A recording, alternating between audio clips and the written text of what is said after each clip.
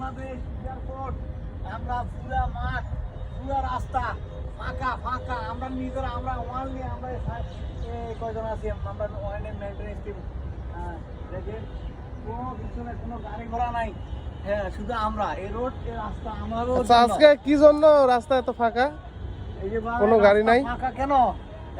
শ্রমিক ছাত্ররা আন্দোলন করতেছে কেন? দেশটার মধ্যে সন্ত্রাস বেড়ে গেছে গা, দুর্নীতিবাজ বেড়ে গেছে গা দেশটার মধ্যে।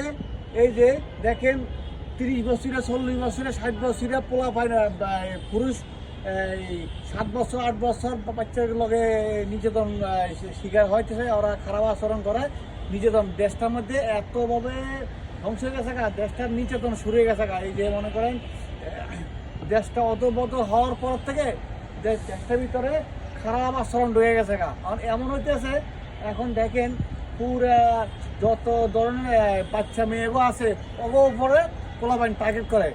হ্যাঁ, ওরা বড় বড় মাইলিম থুয়ে ছোট ছোট বাচ্চাগুলোকে নির্যাতনের ব্যবহার করে। আচ্ছা, বড় মায়া হলে কি নির্যাতন করা সম্ভব? না, সম্ভব না। তারপরও এরা মানে ছোট বাচ্চার দিকে ওরা তাকাইবো কেন? এখন এর লেগে মহাখালী, বনানী, ফার্মগেট ওইদিকে ছাত্র দলরা নামছে, এমনকি জনগণ সবাই নামছে যাতে এটা ন্যায্য বিচার হয় আর যাতে এরকমভাবে না হয়, এগুলো যাতে বন্ধ হয়।